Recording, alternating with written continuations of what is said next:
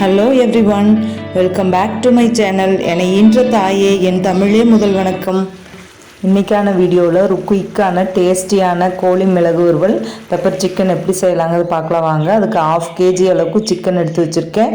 கடலெண்ணெய் நல்லெண்ணெய் ரெண்டும் சேர்த்து எடுத்து வச்சுருக்கேன். சீரகத்தூள், மிளகுத்தூள், ஜிஞ்சர் கார்லிக்கு, அதுக்கப்புறம் கரம் மசாலா, ஒரு பச்சை மிளகாய், பட்டை, கிராம்பு, அதுக்கப்புறமா தேவையான அளவு உப்பு, 2 பெரிய வெங்காயம், கருவேப்பிலை, இவ்வளோதான் நமக்கு இதுக்கு தேவையானது. ஒரு பேனில் கடலெண்ணெய் நல்லெண்ணெய் ரெண்டும் சேர்ந்து எடுத்து வச்சுருக்கோம் இல்லைங்களா, அதை ஊற்றிக்கோங்க. நல்லெண்ணெய் சேர்த்துனிங்கன்னா தான் ரொம்ப டேஸ்ட்டாக இருக்கும்.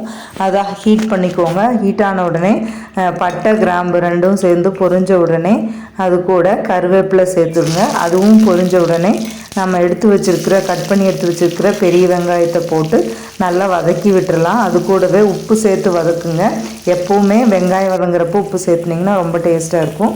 அது கூட நம்ம எடுத்து வச்சுருக்கிற ஒரு பச்சை மிளகாய், கட் பண்ண தேவையில்லை, முழு பச்சை மிளகாய் போட்டு நல்லா வதக்கி விட்டுடலாம். க்ரஷ் பண்ண ஜிஞ்சர் கார்லிக்கும் போட்டு அதே மாதிரி அது கூட சீரகத்தூள், கொஞ்சமாக மிளகு பொடி ரெண்டும் சேர்த்து நல்லா வதக்கி விட்டுருங்க. மிளகுத்தூள் இப்போ 1 ஸ்பூன் போட்டால் போதும். மீதி இருக்கிற மிளகுத்தூள் லாஸ்ட்டாக சேர்த்துக்குவோம். போட்டு நல்லா இந்த மாதிரி மிக்ஸ் பண்ணி விட்டுருங்க. பொன்னிறம் ஆகிற அளவுக்கு சிம்மில் வச்சு நல்லா மிக்ஸ் பண்ணி விடுங்க. பொன்னிறம் ஆனதுக்கப்புறமா சிக்கன் பீசஸ் வாஷ் பண்ணி எடுத்து வச்சுருக்கேன். அதை உள்ளே போட்டு நல்லா கலந்து விட்டுடலாம். சிக்கன் பார்த்திங்கன்னா நாட்டுக்கோழியாக இருந்தாலும் சரி, பிராய்லராக இருந்தாலும் சரி நல்லா இருக்கும். இதை நல்லா மிக்ஸ் பண்ணி விட்டுருங்க.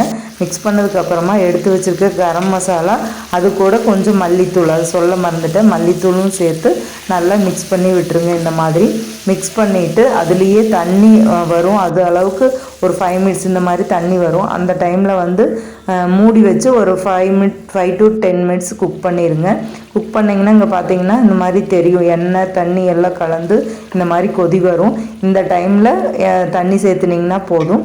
தண்ணி அது வேகிற அளவுக்கு சேர்த்துக்கோங்க.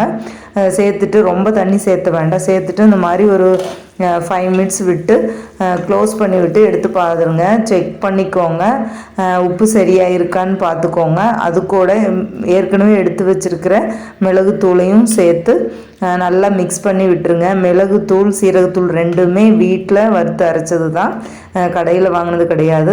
மூடி வச்சுட்டு ஒரு 5 மினிட்ஸ் கழித்து பாருங்கள், எண்ணெய் இந்த மாதிரி பிரிஞ்சு வரும். சிம்மில் வச்சு உங்களுக்கு கெட்டியாக வேணும்னா கெட்டியாக இன்னும் கொஞ்சம் நேரம் விடலாம். இல்லை இப்படியே வேணும்னாலும் எடுத்து யூஸ் பண்ணிக்கலாம். ரைஸ், சப்பாத்தி, இட்லிக்கு ரொம்ப சூப்பரான காம்பினேஷனாக இருக்கும். நீங்களும் வீட்டில் ட்ரை பண்ணி பாருங்கள் ஃப்ரெண்ட்ஸ். ட்ரை பண்ணிவிட்டு எனக்கு கமெண்ட் பண்ணுங்கள். ஃபஸ்ட் டைம் நம்ம வீடியோ பார்க்குறீங்கன்னா மறக்காமல் சப்ஸ்கிரைப் பண்ணுங்கள், லைக் பண்ணுங்கள், ஷேர் பண்ணுங்கள். தேங்க்ஸ் ஃபார் வாட்சிங்.